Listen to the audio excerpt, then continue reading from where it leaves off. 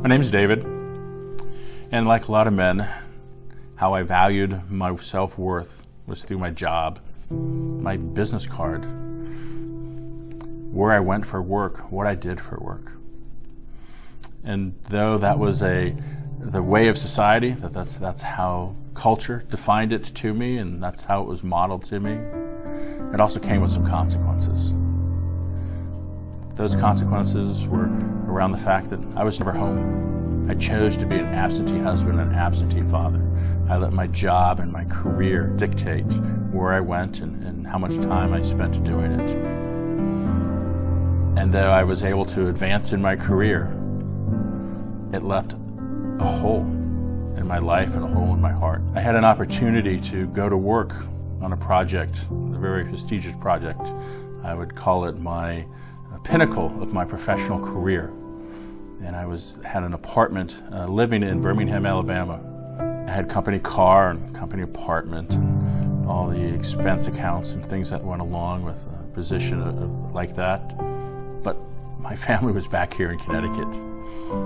If I was lucky, every 6 weeks, I would travel back home for a long weekend or maybe even a week, and then go back to Alabama to get back to what I thought was the most important thing, my job and my career.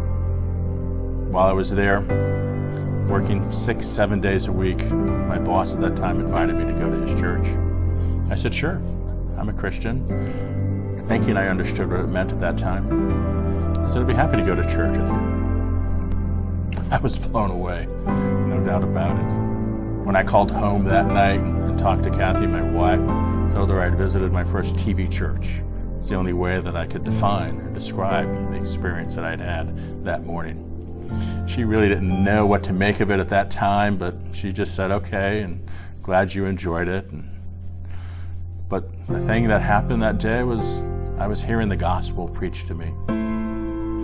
Over the next month, I attended church on Sunday morning, Sunday night, Wednesday night, and started attending a men's Bible study on Friday mornings.